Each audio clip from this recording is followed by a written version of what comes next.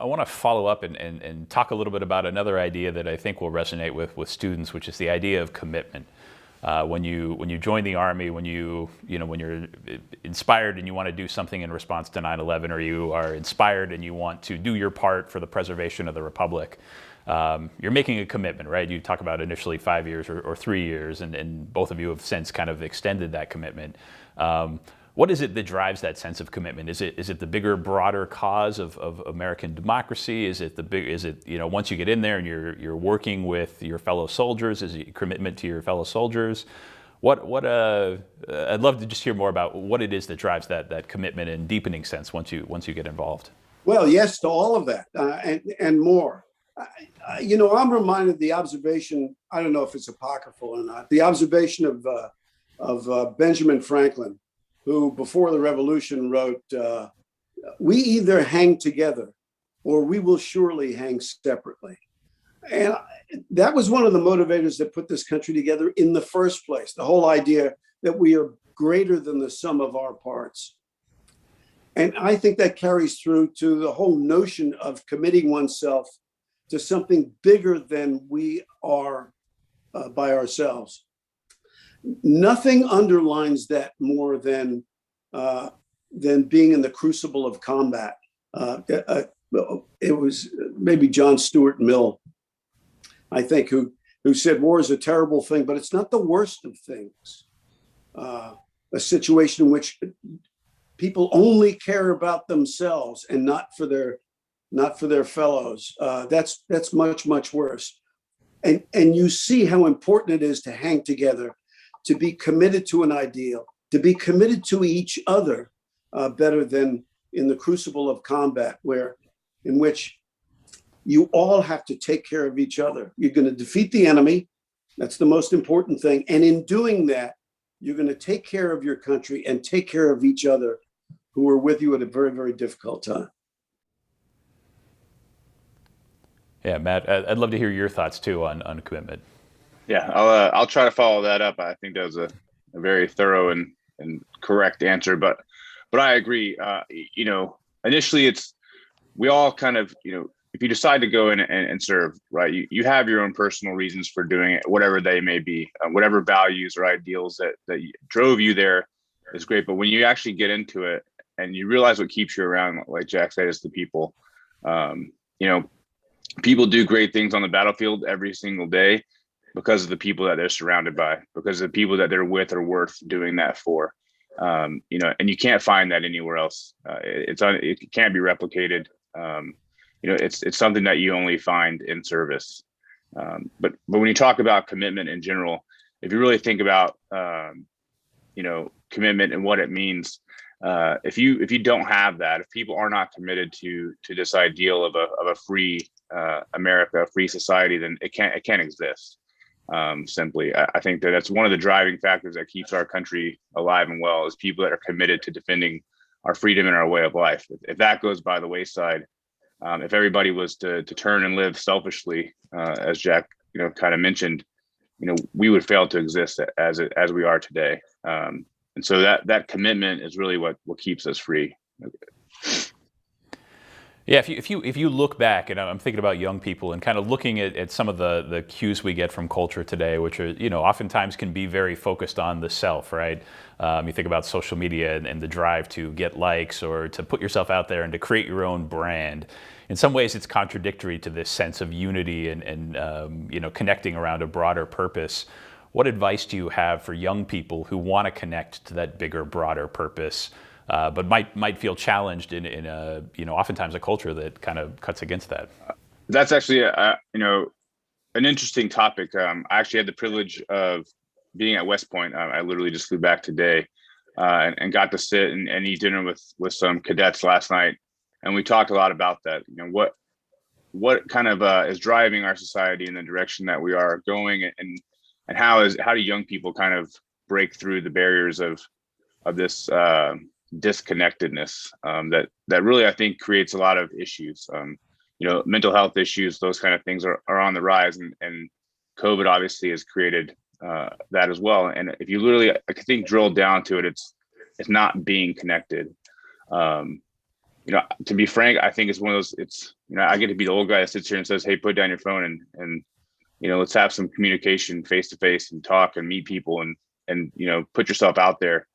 I don't know if I would have been that guy given the technology that the kids have today, though. It's hard to say.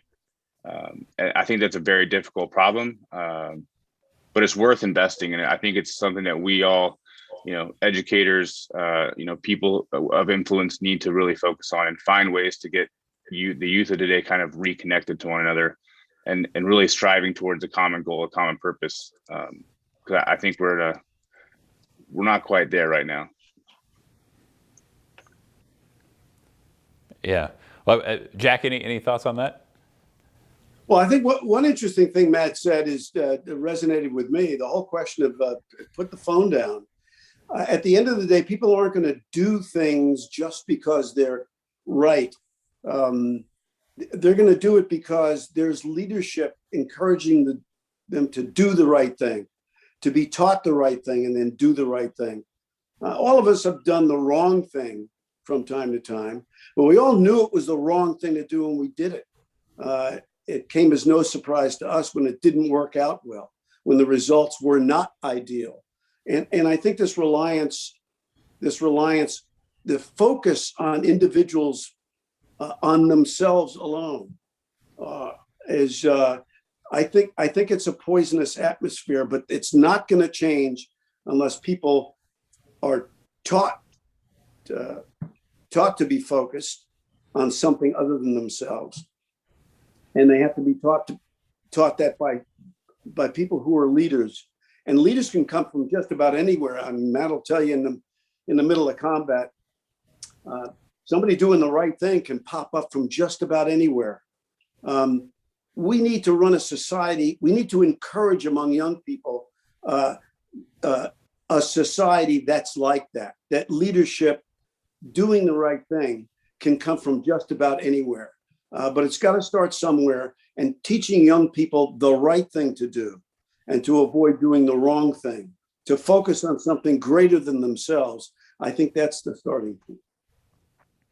Excellent. Well, that's a great transition into our second segment. So our first segment, I really wanted to focus on kind of the roots of character and your personal roots. In this next segment, I really want to focus on leadership in times of crisis. And I think you kind of talking about leadership in combat is a great segue into that idea. So first I want to just give the context of where we're at, which right now in 2021, we're definitely in a time of crisis, right? We have a pandemic. There's a reckoning going on around race in this country about what it means to be an American. We're seeing a loss of faith in kind of traditional American institutions. And we're definitely at a time where we need leaders. So the question I'd like to ask you is you are certainly two men who have been recognized and awarded the Medal of Honor for your ability to lead in a time of intense crisis and mortal peril. What lessons do you think our leaders today could learn from your experiences about what it takes to lead during a crisis? Jack, maybe I'll go with you first on this one. Well, I think the first thing is to be able to recognize what a crisis is. I used to work for a guy who said that everything was a crisis. Well, if everything's a crisis, then nothing's a crisis. A crisis is a very specific circumstance. Things are really bad. They're getting worse. Something has to be done. It has to be done right now. And if it isn't done right now, then we're going to regret it. Things are really going down the drain. There are very few circumstances that are like that. And I think one of the essences of leadership is the ability to distinguish between situations that are crises, genuine crises, and those that are merely just unpleasant or uncomfortable. In terms of politics, it's up to the voters to make sure that they elect to the top of the food chain people who are able to do this, and then to marshal the resources in order to solve the crisis problem. But I think gravitating toward people who focus attention on everything as a crisis means that we're gonna waste resources, and we're not going to be able to accomplish the mission if, as, and when it comes to pass. I think a concurrent with that is the requirement to make sure that young people are educated about leadership.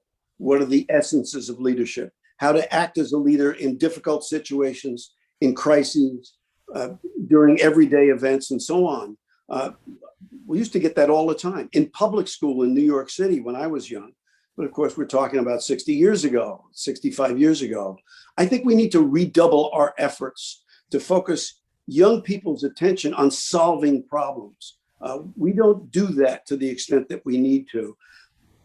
And if we don't do that, we're not going to be happy with the result. I encourage young people themselves to demand that they be educated in ways to solve problems. That's the only way we're going to be able to preserve this republic and to make sure that those who've sacrificed for it will not have died in vain. Yeah, thank you very much, Jack. I wanted to follow up quickly. I was reading your book, which I highly recommend to anybody who's watching. It's a fantastic book and just lots of really powerful leadership lessons. One thing that really stood out to me when you talked about leadership and one of the things that made military success possible was the importance of clear objectives. So how in either times of crisis or times of unpleasantness, how would you recommend, or how do we set those clear objectives? Well, you've got to do that. A lot of people talk about it, but in the situations that appear to be unpleasant or difficult, people immediately respond by allocating resources without articulating what it is you're trying to accomplish. People who've been in uniform, and Matt will verify this too, will not operate unless you first articulate to them what it is you're trying to accomplish. When I retired from the Army, I went to business. It's exactly the same thing. And in your personal life, also the same thing. I think the first order issue is to articulate what it is you're trying to accomplish. I'm reminded of Lewis Carroll, who in Through the Looking Glass, I guess it was, he wrote, "If you don't know where you're going, any road will take you there." Duh. I mean, it seems intuitively obvious to the casual observer, but think about all the times we've allocated our own personal resources, time, energy, money, in the government's allocated resources, lives, cash. Businesses have done exactly the same thing without first saying, this is what we're trying to do. The rule is always, if you want to be successful at whatever you're doing, whether you're an individual or an organization or a family, start at the end and work backwards. It's the only way you're going to be able to accomplish success. Excellent, thank you. Well, and Matt, I wanted to turn to you. I've read quite a bit about the action in the Shock Valley and heard some interviews with you. And one of the things I've heard and make me think about with regard to objectives is, you had an objective when you went in, and sometimes things happen that are beyond your control that kind of switch the objectives in the moment, and adaptability, and all of a sudden you have to reprioritize.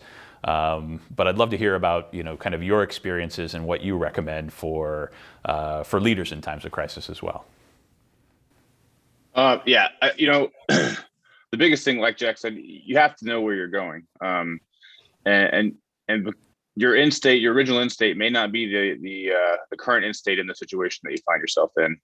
If that's the case, that's the case, but you have to be willing to adapt and overcome and make those decisions quickly. If you cannot do that, if you get paralyzed by having to analyze a situation too much or whatever, you can't make decisions flexibly. Another thing that Jack said with the whole crisis thing, not many people have actually been in a real life crisis. I'll say that I've been in maybe kind of one, maybe. I don't know if I'd even really consider it a crisis. I've been in a position where I've had to kind of adapt, overcome, figure out a way to make things better. But I have a hard time really pinning the word crisis to it. And I think that's key. As Jack said, if we all are always in a crisis mode all the time, everything's a big deal, then when something is a really, really big deal, we're doomed to failure, because that's going to paralyze, you, the leader, the country, whoever it may be. That's one thing that I think is key. Really understand your situation, understand what your situation is. And if it's not as bad as it seems. Nothing's ever as bad as it seems. Everything can be gotten through. All you really need to do is take a step back and start solving problems, like Jack said. The problem solving ability is what makes a good leader. Leaders can solve problems on the fly. They see their end state. They know what they're doing. Something gets in their way. They know how to get over that obstacle and continue moving forward. And that's what makes a good leader, specifically in a time of crisis. With that, the kind of tying it all together, I think what is crucial here is, as a leader, is having the ability to explain your intent in depth so it's understood. If you can do that, then you have the ability for your team, whoever you're working with, to all operate towards the same goal, so that your junior leaders, your subordinates, can start making decisions as well and getting you towards the objective. And you, as the leader at the top, if you will, aren't the only one responsible for doing it. Yeah, and if I could follow up, I was listening to an interview you did, Matt, where you were talking about your own style as a leader, and you were talking about the need to not micromanage, right? To trust those who were in your charge, and to kind of empower them to find solutions. How important is that? Because sometimes I think when you feel like you're in a crisis or there's something wrong, oftentimes the impulse is to, I need to control the situation and everything needs to go through me. How is it that sometimes you're able to release that and trust those around you? Yeah, so I learned that early on in my career, and it's something that's kind of stuck with me. Was the ability to have trust, to put trust in people. So the way that we operate, the way I operate as a leader, specifically in the military, is trust is our capital. You can either maintain it, build it, or lose it. And those that can maintain it and build it are better off. So the way I look at it is, if you can trust your subordinates, if you give them the trust to be a professional, to do their job, to do what they need to do, that empowers and motivates them to have buy-in, to create that kind of camaraderie built around the same kind of goal and end state. And that's kind of how I use trust as a leader. When I was a team sergeant, I took my young guys aside the first training exercise we did, and I said, listen, you guys are going to be in charge of this. Myself and my team leader, my captain counterpart, we stepped back and let the guys do their job. I told my junior guys, like, you're in charge of this operation. You're going to plan this whole entire mission. You're going to go execute it. Me and the captain are going to be in the back, and we'll be there if you need us, but it's yours to do. And I saw that really kind of motivated the guys. It created ownership for them, so that when I got to deploy with them and we were downrange and had a real mission to do, I knew I could count on them to do their part, but also understand the greater mission set. So if I went down, if my captain went down, these guys could take care of themselves too and continue the mission. Excellent. Yeah, I want to pivot to Jack now. I have a question for you about, as I was reading through your book, there was often times where it seemed like you were up for a promotion, and it was what many people would consider leadership positions, right? Higher up in an administration or a bureaucratic role. And it seems like throughout your career, you constantly fought against that, right? You wanted to be with the men, you wanted to be involved with the infantry. What's the difference between those two different types of leadership? Well, I think at base, probably nothing. I think leadership is leadership. At the end of the day, it doesn't matter what the mission is, whether you're running an office or you're running, you're with a bunch of soldiers trying to accomplish a combat mission. I learned after I retired from the Army, when I went into the finance business, that the principles of leadership are not dependent on where you are. They're all pretty much the same. Somebody asked me one time, what was the transition like from being in the military to being on Wall Street? And I said, it was the easiest transition in the world. For one thing, nobody was shooting at me, but all the things that, to the extent that I became a success out of uniform, they were all the result of things I learned when I was in uniform. So the leadership principles, things like what Matt was talking about, you're responsible for everything that happens or fails to happen. You got to make sure that your subordinates are at least as well trained as you are, because you want them to move up in the organization. Eventually, they're going to be taking it over, and there may be a circumstance in which you really need them to do what they need to do, and so on. So the principles that are absolutely the same. That's why, in addition to saying that, you're looking at somebody who believes in universal service. In addition to saying that I think everybody's got a responsibility for for serving his country. On top of all that, there's the undeniable utility of learning how to act and what to do at an early age in uniform, because it stands you in good stead later on when you're not in uniform. I recommend I teach at college level, and I talk to audiences all the time. I recommend to them Sun Tzu and Clausewitz, and to focus specifically on the principles of war, because although they're the principles of war, they really don't have anything more to do with war than they do with any other leadership endeavor. It focuses on things like objective and economy of force, keeping things in reserve, planning ahead, and all the rest of it. Those things are, it doesn't matter whether you're in uniform or you're not in uniform, those principles are still the same. Yeah, and I wanted to, one of the things I also found really interesting in your book was talking about the resources it sometimes take, right? When you first set an objective as a leader, you say, this is what we want to accomplish. You wrote quite a bit about sometimes it takes even further resources and more resources to kind of hold that objective. So I'm thinking, certainly that's true in the case of the military, but also, what lessons are there for students in endeavors that they might undertake as kids? Well, I think that's an unalterable truism, that it always takes more time. It always takes more resources to accomplish a mission than you think. That's why you have to plan for a reserve of some kind. I mean, we have to keep some savings. We don't know when we might need them. I mean, that has nothing to do with war in our own lives. So that's the first thing. Because we can't roll the tape forward, we can't predict the future, we have to keep something in reserve.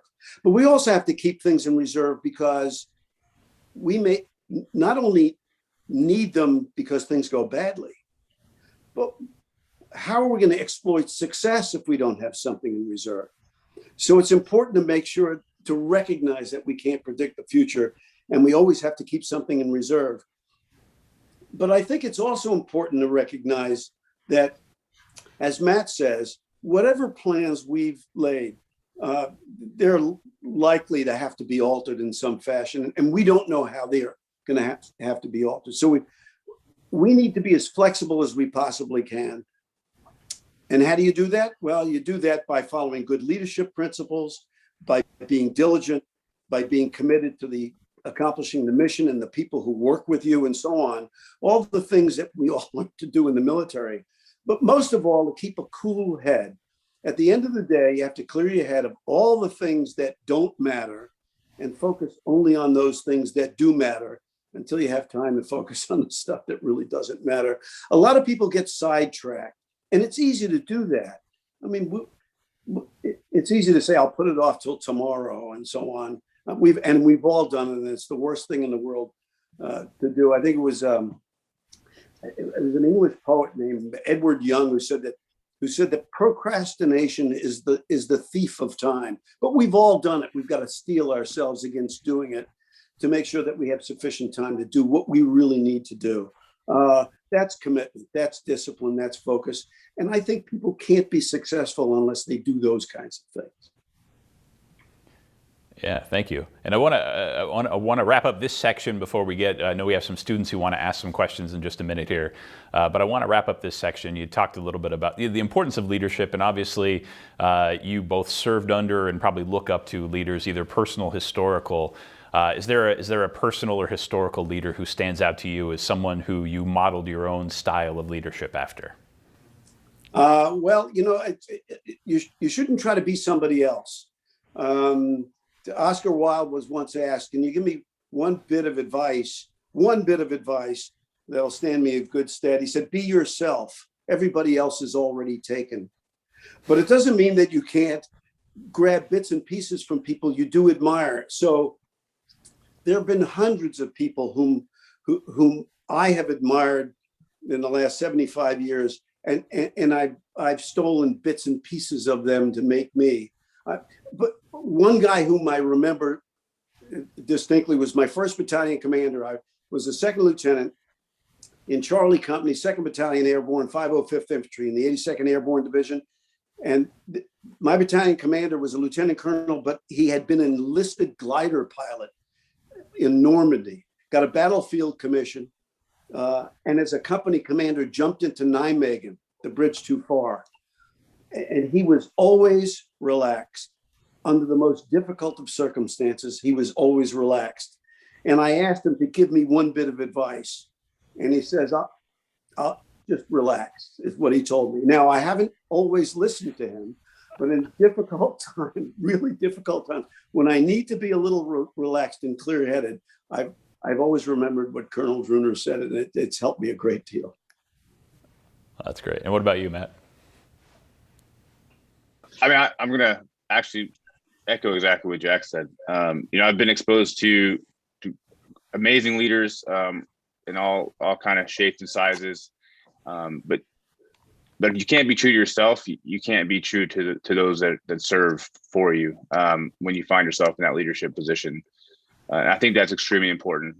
So kind of what my philosophy on that is, how do I make myself a good leader, or who do I emulate?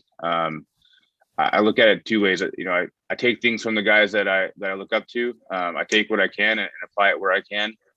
And for me, the first one that kind of sticks out, just like Jack said again, is my first team sergeant. So in the Special Forces, team sergeants are kind of the cream of the crop when you're a new guy. And I was very fortunate to have an excellent one. I learned a lot from him, and I used a lot of what he taught me when I had the opportunity to serve as a team sergeant. But another thing that I kind of have learned along the way is also to look at those people that you didn't look up to, right? The poor leaders that you've been exposed to in your life, because unfortunately it's true, but there's some guys and gals that may not make the best leaders, or their leadership style doesn't really resonate with you personally, or motivate you to be better. And I've taken a lot from that too. It's one of those things that having that dichotomy of not always looking for, being able to look at somebody that you don't really appreciate their style and taking something from it. Like, I'm not going to be that way. I don't like the way that worked. That didn't work for me. I'm not going to do that. It's just as impactful, I think, as looking up to people as well. So it's one of those things. It's look at that as an opportunity. You might find yourself in a poor position, in that time, but it's really an opportunity to grow and be better, when you come out, on the other side.